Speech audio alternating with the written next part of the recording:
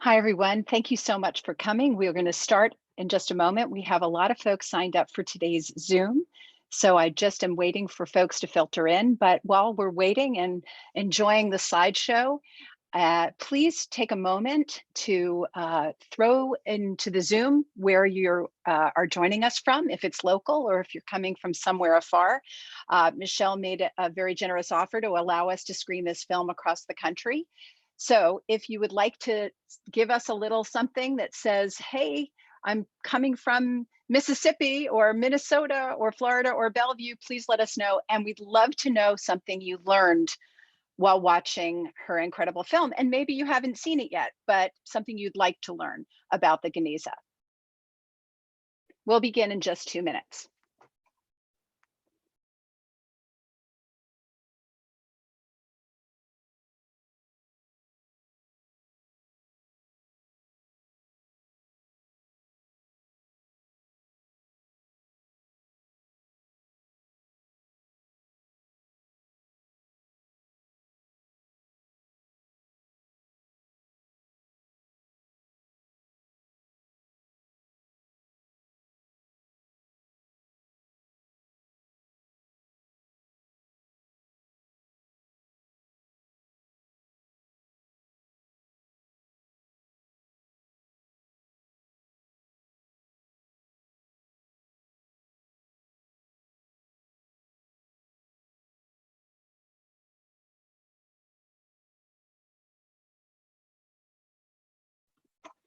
Hi, folks who are just joining us. We're going to start in just a moment. Please shout out anything you'd like to know about the Geniza, or if there is something you learned about the film. While we're waiting for a few more people to filter in, we'll just begin in a moment. Tell us where you're coming from. Where did you see the film from?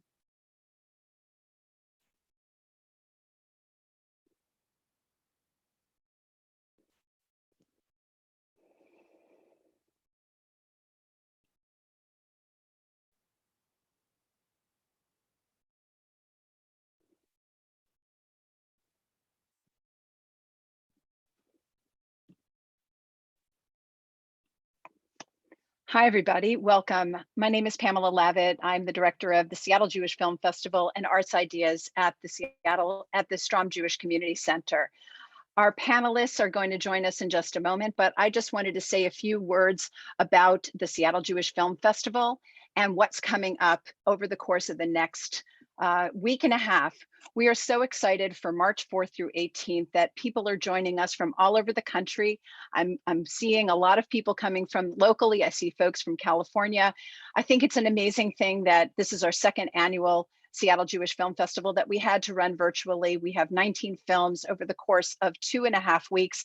This is the first Zoom program, and I'm so pleased because this is an incredible opportunity to learn about a topic that those of us that live in the Pacific Northwest, often we have a Sephardic spotlight and some amazing conversations around roads and Turkey and Sephardic Jewry in our community. But with last year's Stroum Lectures at the University of Washington and this film, this incredible film by Michelle Paymar, who is joining us today, we're going to learn more about the Cairo Geniza. So if you haven't seen the film, it is playing for a little while longer and anyone can purchase a ticket. This particular recording will also go up onto our YouTube page afterwards. I just wanted to take a moment to thank some of our sponsors, but also to welcome all of you, because without you, we wouldn't be here virtually together. And we had almost 300 people able to watch this film, which is one of the best-selling films in the festival so far. So I think it's amazing that people are obviously interested in light levity and laughter, but the gravity and the learning is also very much part of what the film festival can deliver to our communities. So without further ado, I just wanted to thank some of our sponsors, and then we're going to hear for just a moment from one of them. I would like to thank Maureen and Joe Ben-Alil, Celeste and David Rind, who every year sponsor our Sephardic and this year Mizrahi Spotlight. We have a number of community partners who are joining us: Congregation Ezra B'Sereth, Seattle Sephardic Network, and the Stroum Center for Jewish Studies at the University of Washington. I would like to go ahead and introduce our lead sponsor for today, the Samas Foundation, because we have a representative. Eli Genauer is going to join us now, and Eli is going to just say a few words by way of welcome, and then we will start the conversation first with Michelle. Welcome. Hi. Okay, so good evening. My name is Eli Genauer, and I'm a trustee of the Samus Foundation here in Seattle, and I'm delighted to welcome you to tonight's Zoom conversation on From Cairo to the Cloud with director Michelle Paymar and Brendan G. Goldman, who's the Hazel D. Cole Fellow at the UW Stroum Center for Jewish Studies. We at the Samus Foundation are proud sponsors of the festival's Sephardic Mizrahi Spotlight film in honor of our generous founder, Sam Israel, and his Sephardic heritage. As many of you know, he came from the island of Rhodes. The topic of this year's film has particular resonance for us, given Sam's affinity for supporting Jewish archaeological sites and historical treasures. Documentary films of this nature are also incredibly valuable and educational for our Jewish community, aligning with Samus' mission to support Jewish education in Washington State. We are proud corporate sponsors of the festival this year and the Stroum Jewish Community Center's cultural and community programs. On a personal note, I would add that I use a number of websites of the Friedberg Manuscript Society, including the Geniza project, whose efforts will be shown in tonight's film. I kind of felt bad using their website all the time and not paying for it. So I once sent them an email offering to contribute to these efforts and received the following reply. Thank you so much for your email and for your kind offer. It is important for the Friedberg Project to ensure that our sites are free for all to use. Not only do we not charge, we also don't accept donations. So I thought that was quite heartwarming to hear from any organization that they try and keep the playing field level. Anyways, I wanted to thank our CEO, Connie Cantor, our board chair, Dave Azos, and our senior project person on this particular venture, Ariel Lapson. Thank you for joining us for what promises to be an interesting and thought-provoking conversation.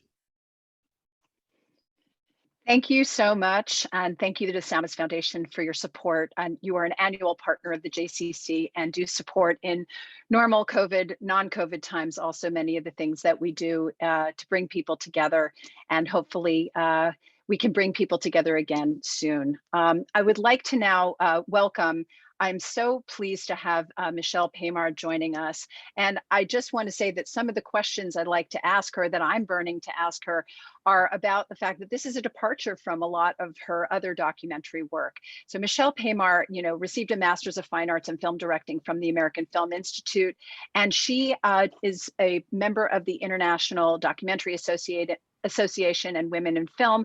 She has a production company that does documentaries that are often for nonprofits and for others. So this is really a passion project of hers, that this was all about. This is a true independent filmmaker who is everything from producer to editor to raising the money to shooting the film. And I just think it's such an honor when film festivals like ours get to bring independent film and independent conversations to the community. And it is a beautiful film.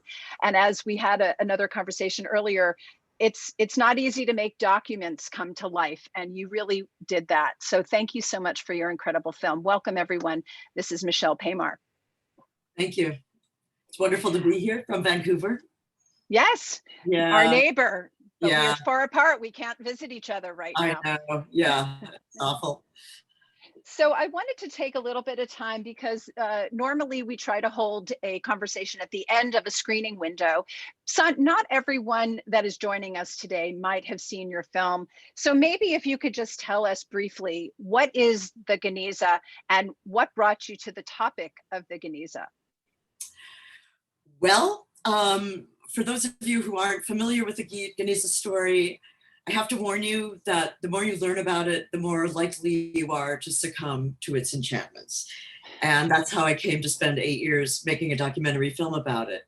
So If you haven't seen the film, you might be wondering, what is the Cairo Geniza? And I'll start here. Well, according to Jewish law, it's forbidden to destroy books or papers containing the name of God. Damaged or unwanted text can't just be thrown away like regular garbage. So what do you do with papers that are simultaneously unwanted and indispensable? And typically they're placed in a box or a room called a Geniza.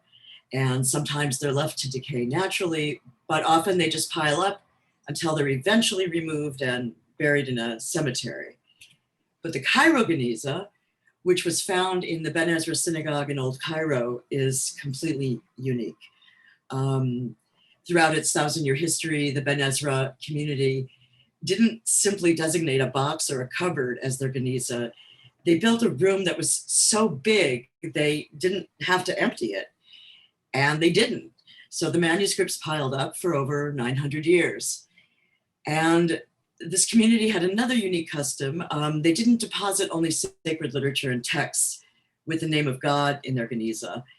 They put in everything written in Hebrew letters, which in practice meant almost everything they wrote down, since they spoke Arabic, but wrote Judeo-Arabic, which is Arabic written with Hebrew characters. But they didn't stop there. There are texts in Arabic, Syriac, Ladino, Greek, French, German, even Yiddish, and writings that have absolutely no mention of God. So as one of the scholars in the film was saying, it's as if they felt that the written word itself was sacred. So there weren't just religious texts, which you'd expect to find in a Geniza. There were medical prescriptions, and literary treasures, love letters, marriage contracts, business reports, magical recipes and amulets, and children's drawings. And if that wasn't enough, there were also handwritten drafts by Moses Maimonides, unknown gems by the poet Yanai, poems that we had never ever had read before, personal letters written by Judah Halevi, and just countless other treasures. So it is a topic that is endlessly fascinating and interesting enough to keep me going in the 7-8 years it took to finish the film. So can you tell us a little bit about your backstory and how you learned about the Geniza? Some of us might have attended the UW Stroum lectures last year when Professor Marina Rustow of Princeton, who appears in the film, came and told us all about it, but not everyone knows about the Geniza. What was your process of discovery? Well, I read about the Geniza for the first time in 2011, although a friend had mentioned it to me many years before then, and it was one of those things that kind of captured my imagination, because what she was describing was this medieval time capsule. So who wouldn't be interested in that? But in 2011, there were 2 books published about the Geniza, a beautiful book by Adina Hoffman and Peter Cole called Sacred Trash, and Rabbi Mark Glickman's book, Sacred Treasure. Many of you might know Rabbi Glickman from his work in the Seattle area. So after reading those books, I was hooked, and I was absolutely puzzled. I didn't understand how it was possible that I was just learning about the Geniza now.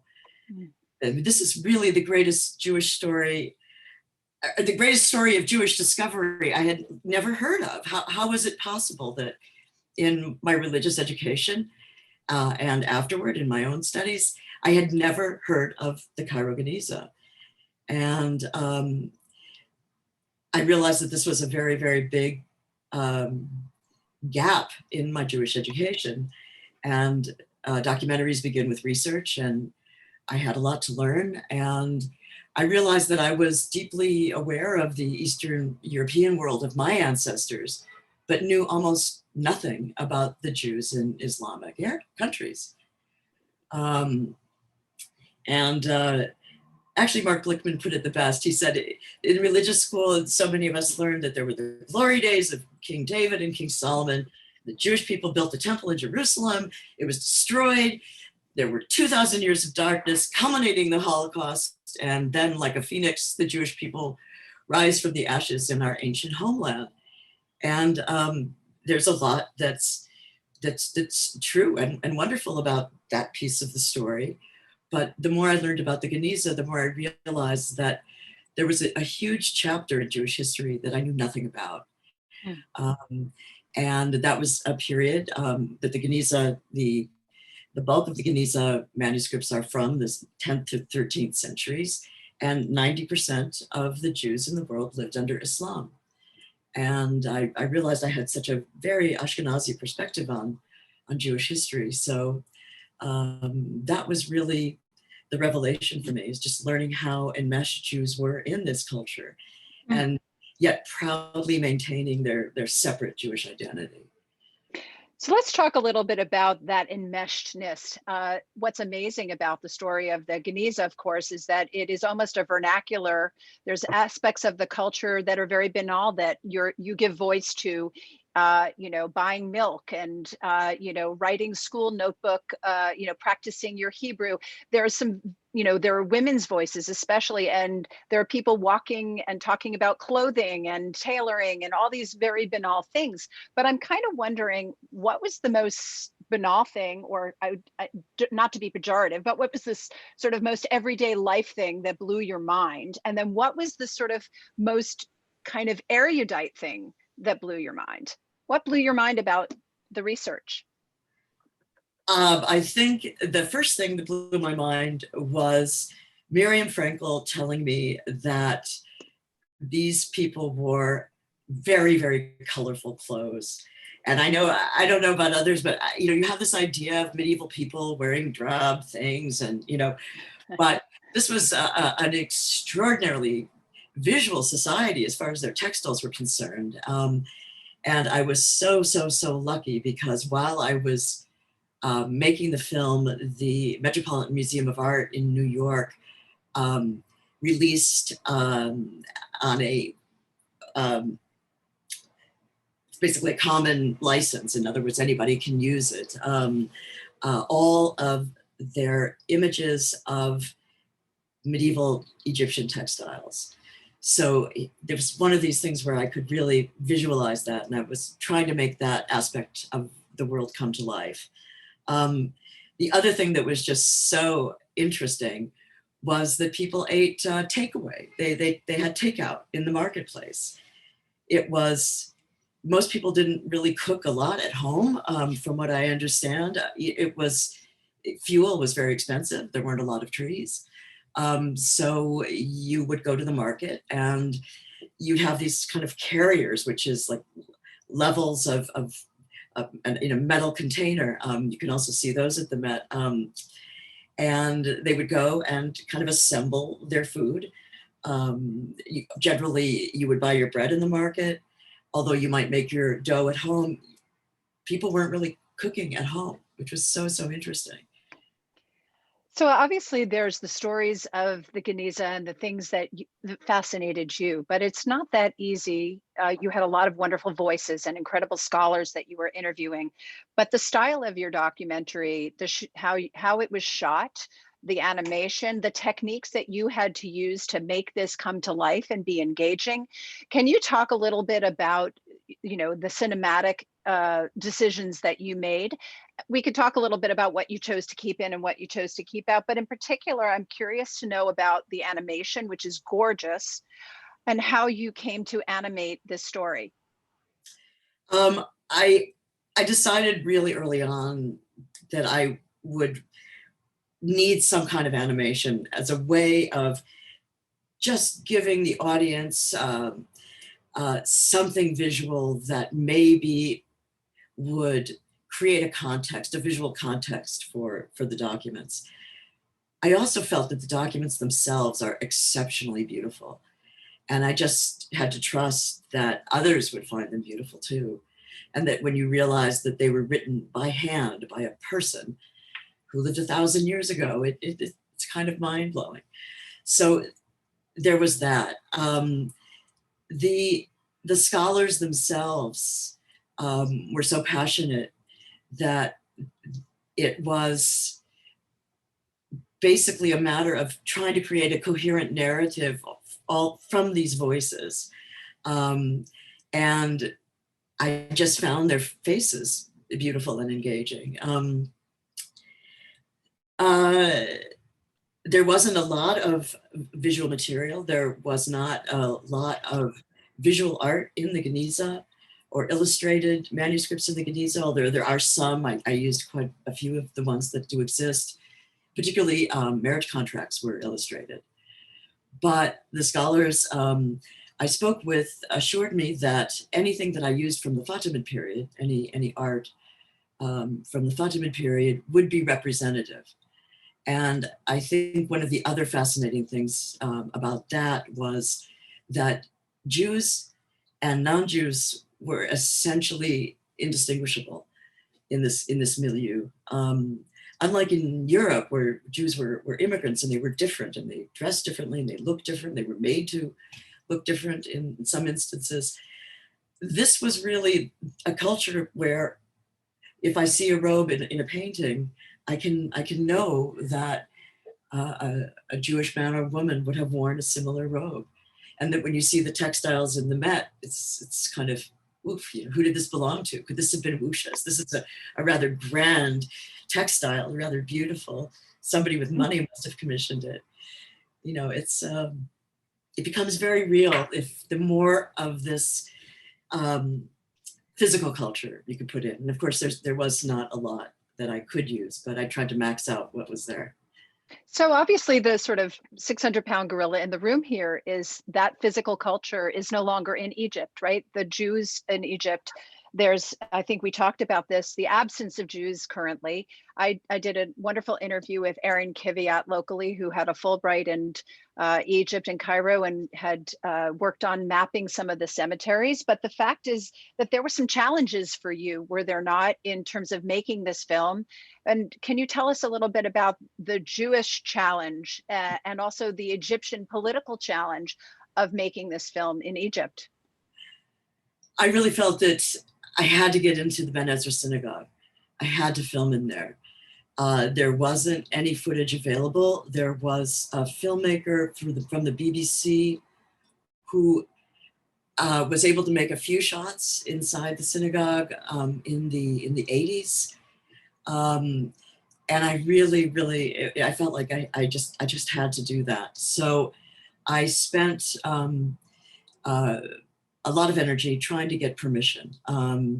I had written preliminary letters when Mubarak was in office, and then I started over with Morsi. I made some progress, and then had to start over when Sisi came into the government. And the stars at this point kind of aligned for reasons that are complex. The current regime in Egypt has been spending some money on Jewish sites. There's been a small opening. There have been some synagogues that have been refurbished. There are plans to do more. And finally, after much work, I was able to get the permissions needed to film in the Ben Ezra. And that included, well, with the aid of the Canadian consulate, I found an Egyptian colleague who could help me navigate this very complex Egyptian bureaucracy. And I finally got required permits from no less than 5 government agencies. There was the Interior of the Ministry, Ministry of Antiquities, the State and Tourist Police, and the Press Office. And I had minders looking over my shoulder, looking at every shot. They seemed most concerned that a police officer would be in a shot. There were also certain angles they didn't want me to have for reasons I never really understood. And once I was able to get into synagogue, and then I knew I had really the final visual element, because this place is just a jewel box. It's really something. They did a good job. Go ahead. Yeah. So I wanted to talk a little bit about, you know, besides the official political navigation that you had to do this film, I understand you actually screened it in Egypt. And there was a little bit of an embrace of the multicultural past that that you didn't expect. Can you tell us a little bit about that? This was so interesting. The film screened at the American University of Cairo. There were 2 screenings, one in Tahrir Square in the old Orientalist building, is just exquisite. And then there was a screening at the new campus. And there was a lively question and answer. It was very well attended. And in both screenings, it was kind of amazing because people came to me privately afterward. And some were nearly in tears, which just blew me away. And they thanked me for making a movie about Egyptian history. And this was like the last thing I thought I had done. I really thought that I had made a film about Jewish history. I think there's some growing acceptance of Jews as part of the historical past of Egypt, although they're not part of the current reality. I mean, there may be 15 Jews, mostly elderly, in Cairo and Alexandria, mostly. And so the question really is, what do Jewish synagogues, what do Jewish graveyards, what do these Jewish places mean in the absence of Jews? CC has recently put in some money, there were other sources as well, to clean up the Basatine Cemetery. Jews have been buried in the Basatine Cemetery for millennia. And it became it was a trash heap, really. People were squatting there, it was a mess. And when I was there was a group of Christian and Muslim volunteers working to clean it up. It was rather stunning. Not an enormous group, but a small and very dedicated group. Amazing. Well, we could leave a lot more questions up to those that watch the film or would like to know more, but I think my final question, and then we're going to invite in our other conversational guests today, is in your press materials, the Dead Sea Scrolls are obviously a point of reference for many of us. What is this vis-a-vis the Dead Sea Scrolls? And is that just something that helps us understand? I think you said to me, oh, it's so much more accessible and fascinating. Why? Well, that's my personal opinion, not to malign it. I mean, there might be some Dead Sea Scrolls scholars listening. Undeniably, the Dead Sea Scrolls are fascinating, but they were essentially people with extreme views, and we don't have much of a sense from their writings of what their daily life was like. Undeniably important and wonderful. And I think the fact that it was discovered in Israel was instrumental in its becoming sort of part of our awareness in a way that the Geniza is not. The Geniza was in Egypt, and that's kind of not really on our radar. Medieval Jewry in Arab countries has not been on the radar. So I think that although, in my opinion, the Geniza is so extraordinary and so exciting and so full of information about live humans who lived a long time ago and are so like us and at the same time so different from us, is just remarkable. And I really hope that if the film does anything, it sparks people about this. Amazing. Well, we're going to turn back to you in just a moment, but I would like to please invite now our other special guest who can provide and shed light on why his entire doctoral work is so fascinated with the Geniza. And maybe some of you had met Brendan Goldman, who is currently the UW Hazel D. Cole Fellow at the Stroum Center for Jewish Studies. I'd like to welcome Brendan to join us. And Brendan is going to tell us a little bit about his research and why he is so fascinated with it. Thank you for joining us. Thank you, Pamela, and thank you, Michelle. So I'll just delve right into this. First off, as Pamela said, it's my pleasure to be the discussant today from Cairo to the Cloud. I'm Brendan Goldman, the Hazel D. Cole Postdoctoral Fellow at the University of Washington. From Cairo to the Cloud gave you an excellent survey of the types of sources preserved in the Geniza.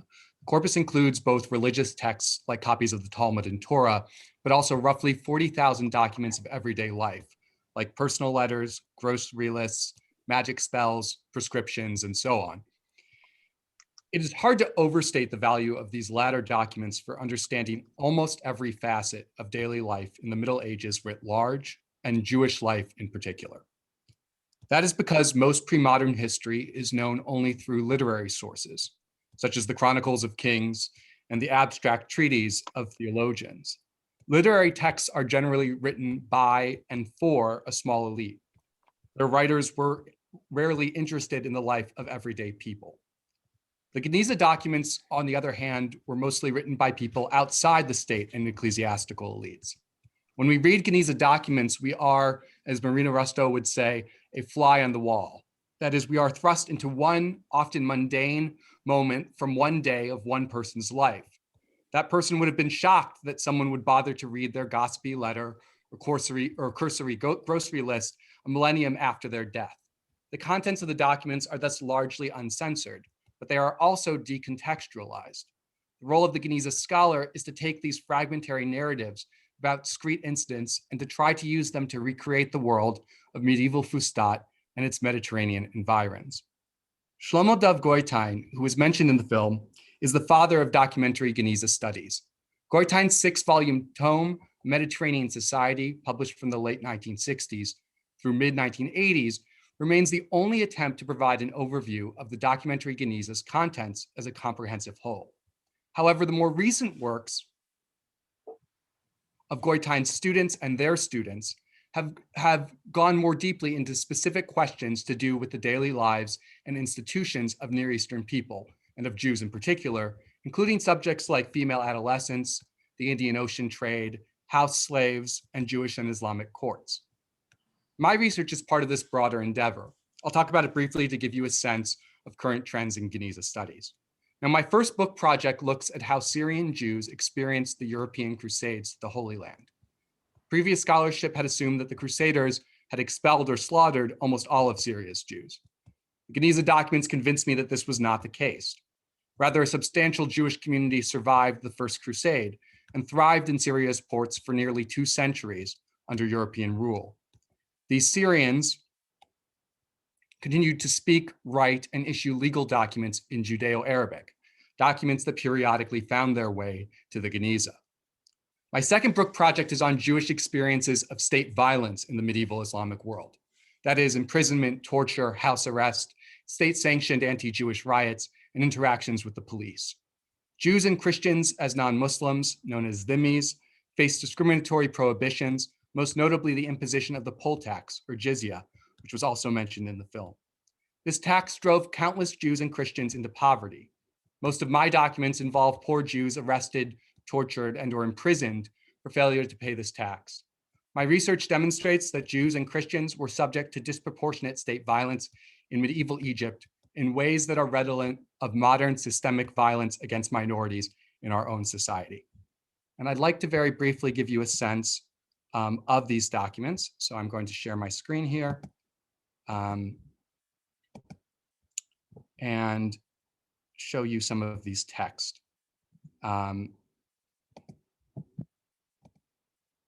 Forgive me. Here we go. This is a good example of a document that found its way to the Geniza from an area occupied by the Crusaders in Syria. This is a rabbinic deed, actually. You can see on the left here, these are merchants' calculations. These are actually sort of numbers and notes of inventory. And on the right, in this upper right-hand corner, we have a draft of a rabbinic court deed that involves Jews who are moving goods between areas under Crusader rule, through Christian Sicily and into Mamluk, which is to say Islamic Egypt. And this is an example of the type of documents that are also talked about in the film, mainly by Marina Rusto and Tamara Lathy, that actually have often nothing to do with Jews. So this is actually 3 orders of arrests. This is almost unique as far as I know among medieval documents that were likely handed down from a Qadi, a Muslim judge, to the Sahab Shorta, the head of the police. And they tell us about different incidents, one of which involves rape, 2 of which are rather more comedic. They involve lampooning officials who were made fun of in the public sphere, and therefore people were arrested for doing so. This is one sort of stereotypical example from my corpus about a Jew imprisoned and tortured after a brawl in Fustat.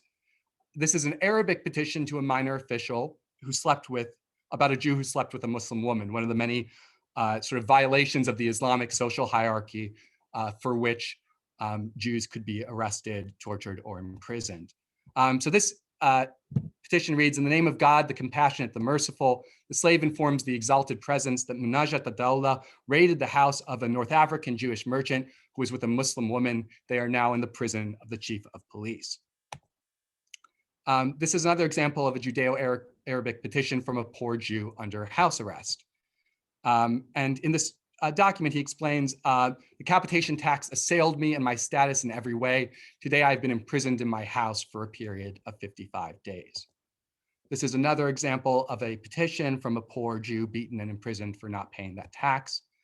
And this poor man explains, I am of the people of Fustat, a poor man named Hiba ibn Zafran. I have never begged except this year alone as a result of the capitation tax, the Jalia, which is another word for the jizya. As the community and the judges know, I failed to pay the capitation tax on Friday, and I was savagely beaten for this, as witnessed by 6 virtuous Jewish notables, Ziknei Yosher, which is actually a Hebrew term, which kind of gives you a sense of how Judeo-Arabic mixes the languages, from Cairo. This is another example of a wealthy Jewish man who was thrown into prison because his brother didn't pay his poll tax. He was first placed under house arrest and then under formal imprisonment. Because he was a physician, he could pay his way out. And this is an example of a list. This was mentioned also in the documentary. So because poor Jews and also poor Christians couldn't pay these taxes often, it was on the imposition was on the broader community of their elites to provide for them, to pay their back taxes. And this is an example of a list of 24 Jews who were thrown in prison for failure to pay the poll tax. And next to them, you can see written here nisf, which means half of a dinar, which is how much is owed by these individuals, and different numbers are listed, or terms for increments of the dinars. So let me, 1 second, sorry. Unshare my screen. Okay. Yeah, so that gives you hopefully a broad sense of the type of documents that I work with. And again, this is sort of and also hopefully a sense of the type of projects that are ongoing even now in the field of Geniza studies. And what's so exciting is so many of these documents are unpublished. So much of this is new information. And it's really an incredible privilege to be a medieval historian and to constantly making discoveries that other people haven't seen. So now that I've given you a taste of my research in the current state of the field, I would be delighted to discuss your questions relating to the film, the Geniza documents, and everyday Jewish life in medieval Egypt. Thank you so much for sharing that. And I'd like to welcome Michelle Paymar, the filmmaker, back. I'd like to just ask all of you who are watching, and don't be shy. We have plenty of time for questions for both Brendan and Michelle, but I would like to start off with some of my own curious. Your film is titled From Cairo to the Cloud, and we haven't yet talked about the cloud. We haven't talked about Brendan's connection to the cloud. And there are moments of the digitization of these materials. Maybe Michelle, you can speak first a little bit about why that matters and what it means to the scholarship is more Brendan's question, and we'll take it from there. The digitization project was a wonderful way for me to kind of get into the Geniza story. And both of the books that I discussed earlier that were published in 2011 just talked about this massive project to digitize the entire corpus of Geniza documents. And the reason that was necessary is because after it was discovered, and we use that in air quotes because obviously the Jewish community in Cairo knew that the Geniza that was there. It was just that Europeans discovered the Geniza in the late 19th century.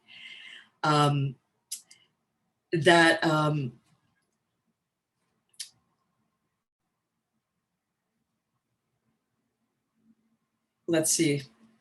I just had a brain fart. I'm so sorry. Where was I? The digitization and yeah. the discovery of the Geniza, the discovery in air quotes. So sorry that, yes, that this was a way to kind of begin the film and a reason to make the film now. So I called Cambridge to see if anybody was there, anybody was filming the digitization of the final Geniza documents. And the reason they had to do that is because after they were discovered, as I was saying, they were dispersed all around the world in 70 different libraries and personal archives. And so anybody who was studying the Geniza had to have an absolutely prodigious memory. I mean, you had to be able to look at a document in Budapest and remember that you had seen something with the handwriting looked similar when you looked at it in Cambridge or in Oxford, and put this all together. And this improved as technology changed, that there were microfilms, there were Xerox copies, but to actually study the documents was extremely expensive. It was labor intensive. You had to get grants to go travel around the world and gain access to all of these various places. So it was tough to study. And under the auspices of the Friedberg Geniza project and an extraordinary man named Yaakov Shweka, deals were struck with all of these 70 archives and institutions and personal collections. And they, in some instances, actually sent teams out to photograph one document.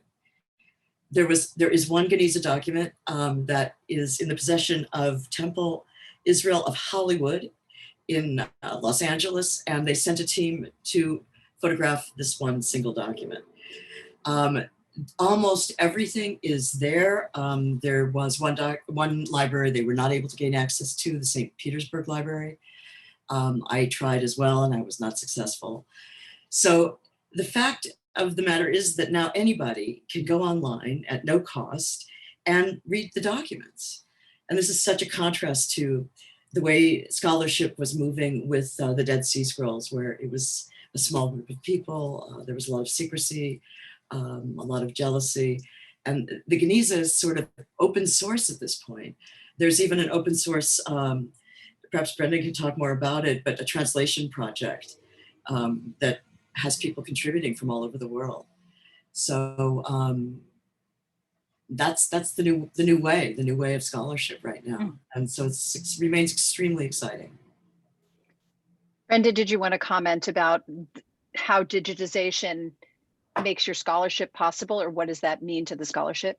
Absolutely. I mean, I think it's hard to overstate the value of digitization for two reasons. One of which is that you don't need to travel to St. Petersburg and Paris and wherever, and Cambridge and all these different places. But the other thing is, you know, a lot of scholars from the previous generation, and this was mentioned in the film as well, worked from much lower resolution images. And what's amazing about these high resolution images that we have today is, for those of you who know the Hebrew alphabet, for instance, if I'm trying to figure out if something is a Dalet or a Resh, you can actually zoom in, right, and see if there's a little line past, right, which would make it a duh sound versus an R sound, right? So it's really an incredible thing, and it's better than the human eye in many ways. I mean, it doesn't, the sort of the romance of being able to hold the documents is an incredible thing to be able to do. But from a purely practical perspective, these high resolution digital images are invaluable. You know, and the other thing that Michelle touched on now is I think it's hard to overstate the importance also of the collaborative ethos that exists within the discipline of Geniza studies. And this is particularly rare in the humanities because, unlike in the sciences, there's much more of a tendency for scholars to sort of publish single authored articles and monographs. And it's very much a world driven by the ego of the individual. And with the Geniza, and you know, you got this even from Schechter, right? Schechter realized, I am not going to be able to do this. This is not a one man or one woman job. This is a job for generations, right? And it's still very much ongoing. Most of the documents are still unpublished. And so, you know, there's really a sense within the community of scholars of the Geniza that we need to do this collaboratively, and that includes translation projects, and that includes digitization work that's being done with computers that can actually read some of the Hebrew text, and there's all different sorts of things that are going on that can only be done sort of in this collaborative context. Amazing. Well, I'm going to get to some of the questions because they're definitely pouring in, and let's start with Ellen Blau, who asked, at first it was said that all discarded stored documents were in Hebrew, but then it seemed like other documents were in the Geniza as well. What exactly went in there and why? And maybe Brendan, you could take that question on. Sure. So, first off, by Hebrew, when we talk about Jewish languages, and this is Michelle discusses this, we mean languages that are often just the colloquial way of speaking that are then rendered into Hebrew text.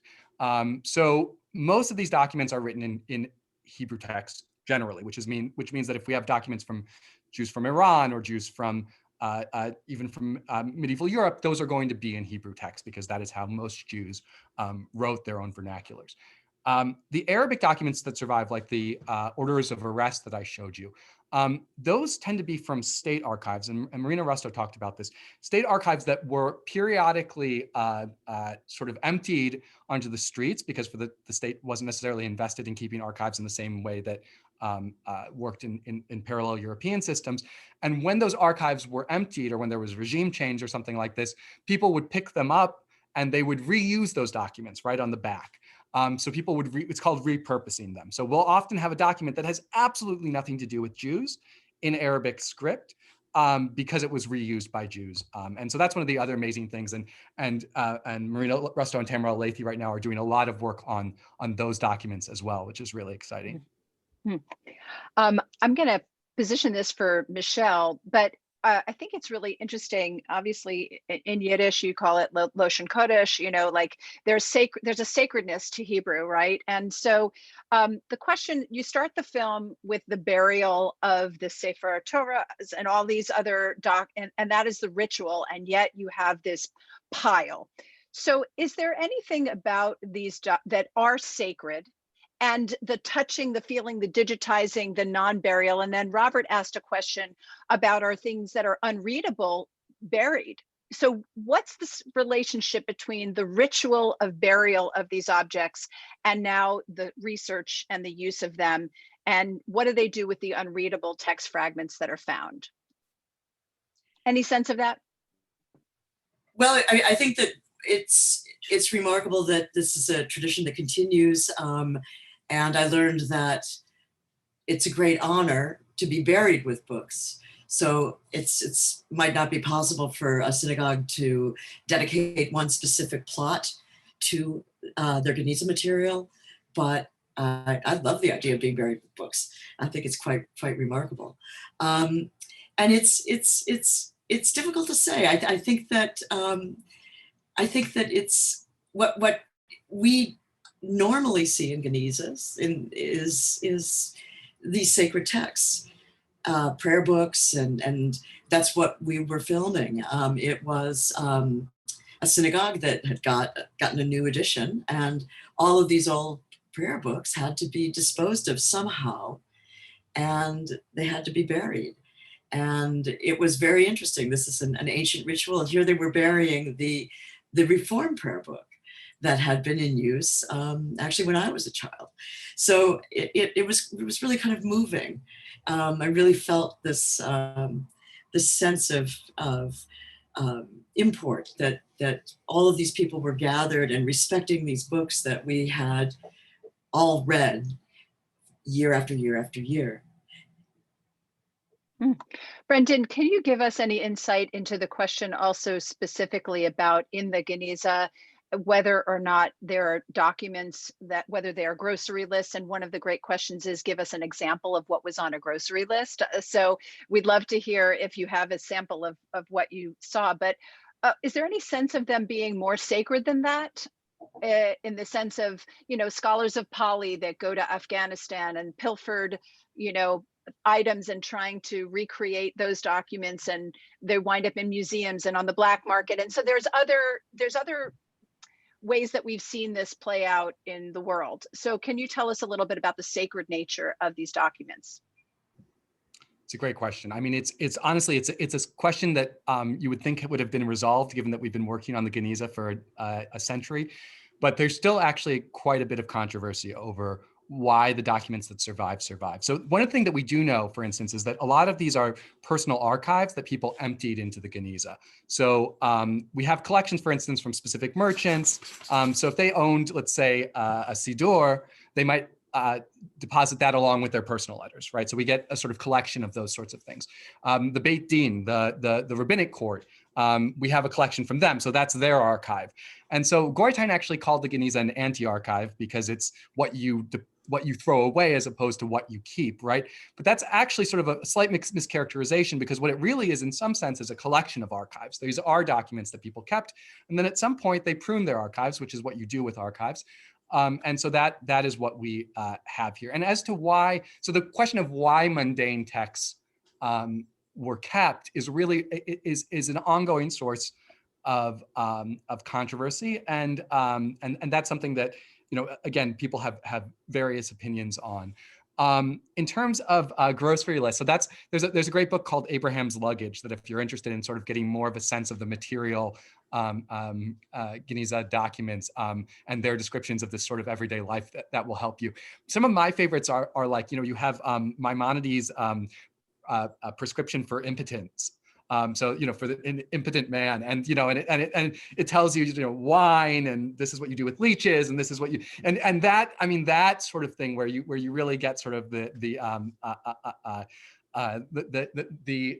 way in which people understood the sciences, but also what kinds of things were on the market, right? Which is also really interesting, and that's a really sort of rich aspect of the material as well. Okay, so let's go to the next question. That was a great one. I didn't expect to hear about that from Maimonides. Thank you very much. Do you think in Hollywood they'd have enough people to take a picture of the doc? I would think so. One would think so.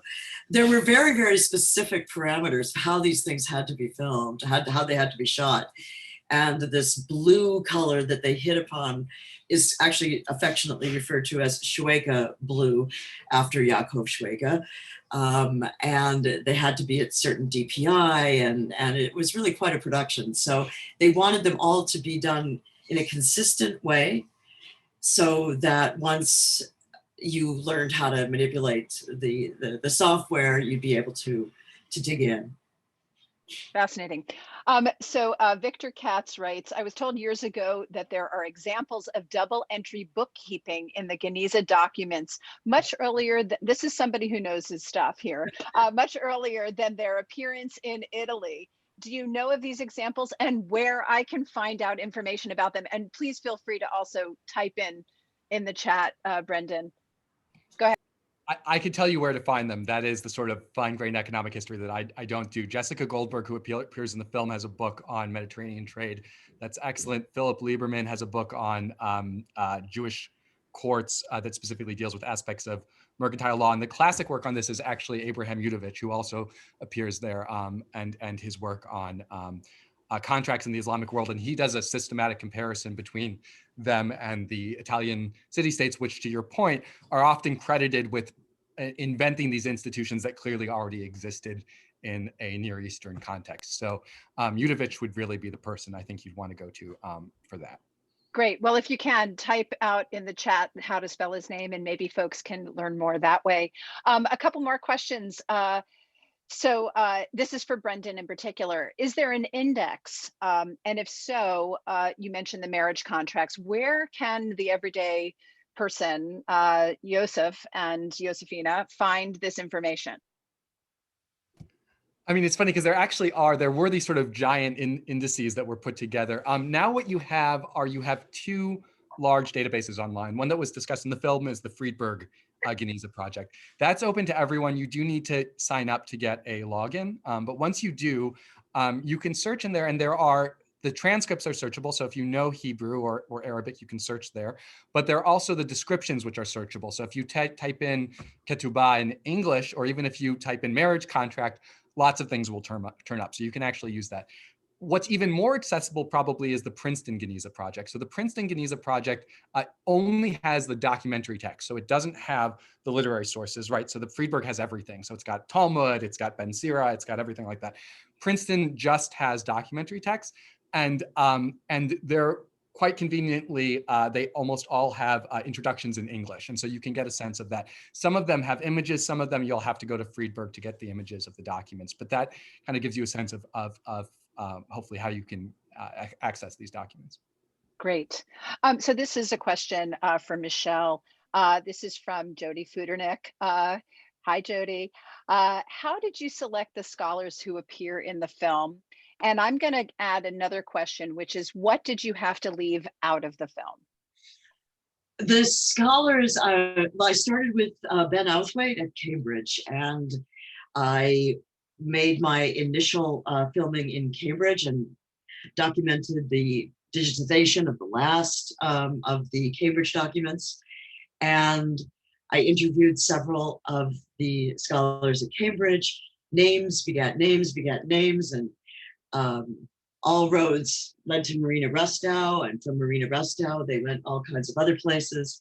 And I ended up with 3 generations of Geniza scholars. I tried to get a real range of fields of interest that each of them was dealing with, but I ended up interviewing about 40 people. Almost all of them are in the film. And it was also a way I could educate myself by talking with these experts. So that was how I found them. And as Brendan was saying, there really is a collegiality, especially among the younger Geniza scholars, that is just really, really wonderful. So much mutual respect and admiration. In terms of what I left out, there was a wonderful, wonderful letter that a mother wrote to her son. And it could have been written yesterday, because you could feel the guilt trip just oozing off of this medieval document. And it was, I haven't heard from you in so long. I hear from your brother. I always hear from your brother, but you I don't hear about. And if they had to bury me tomorrow, that I would be wearing rags, but don't worry about me.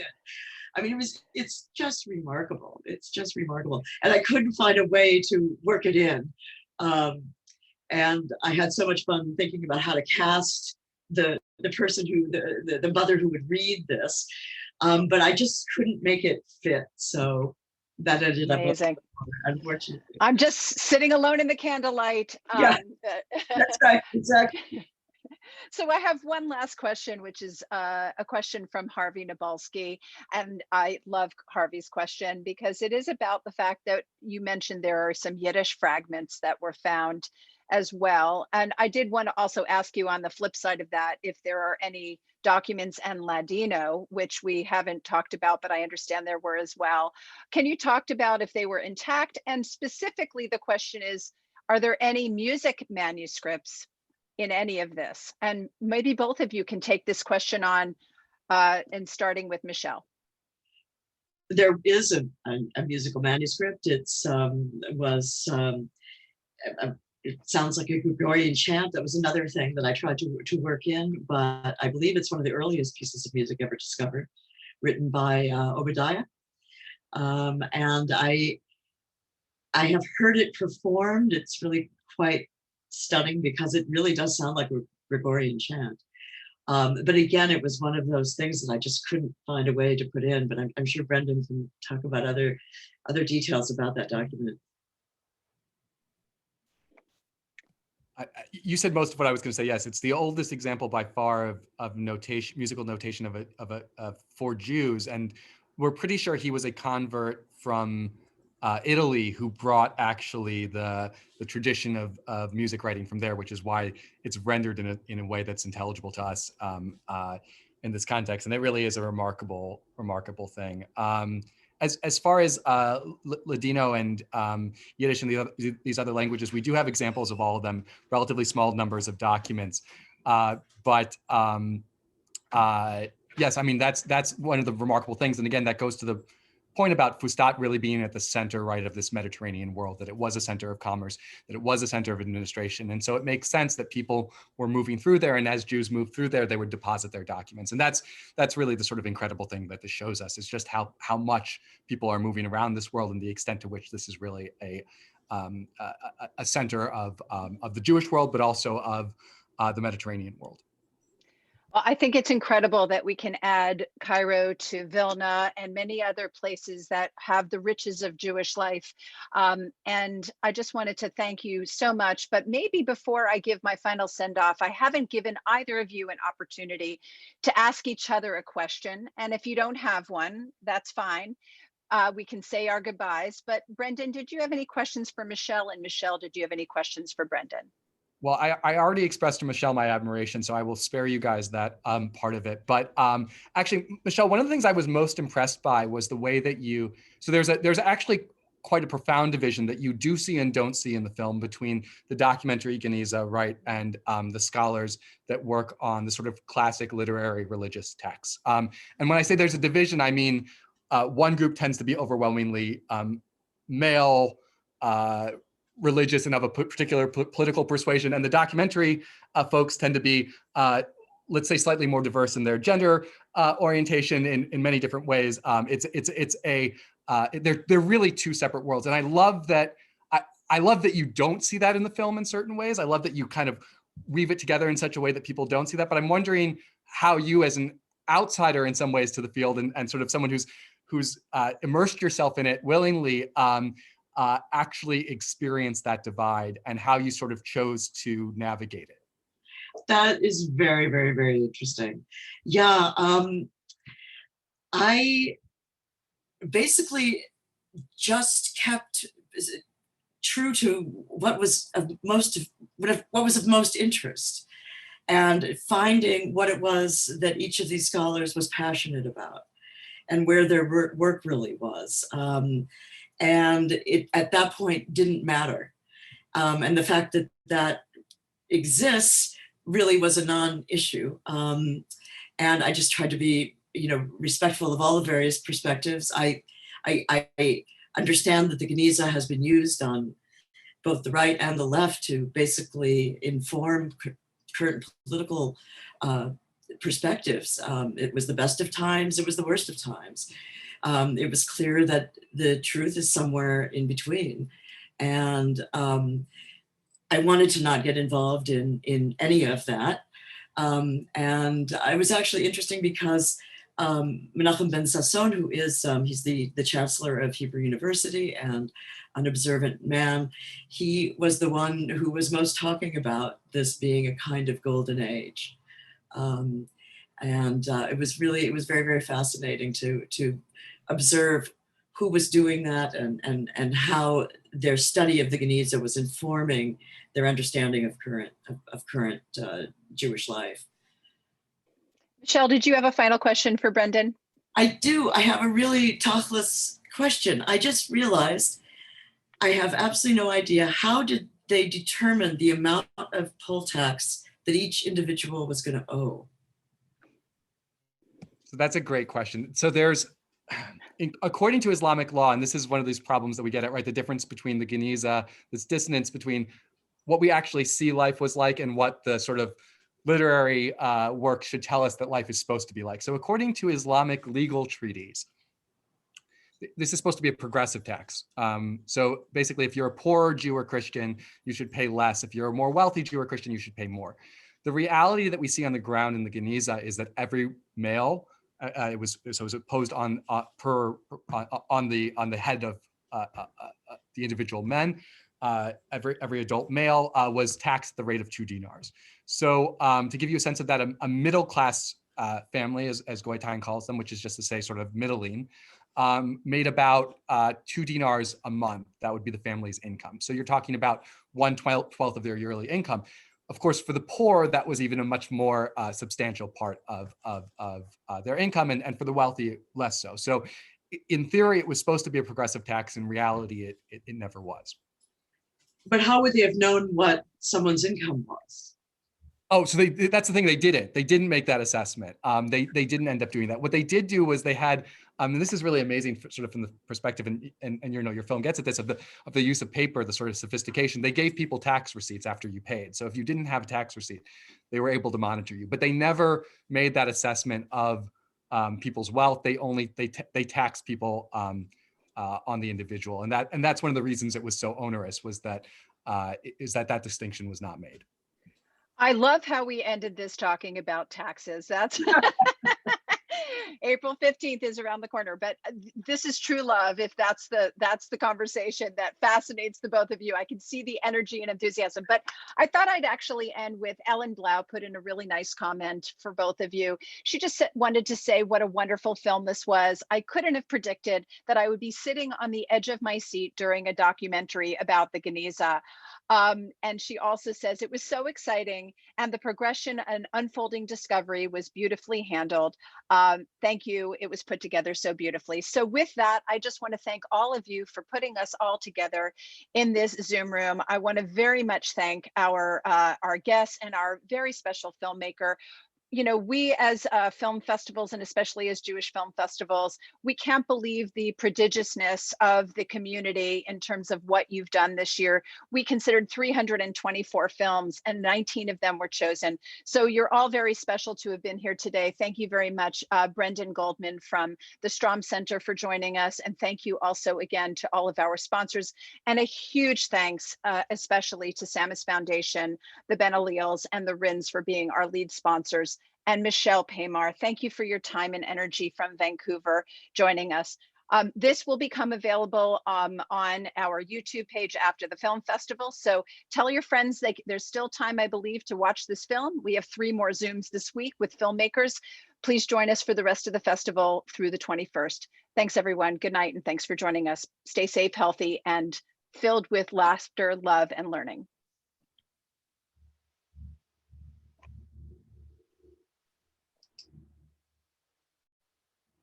Thank you.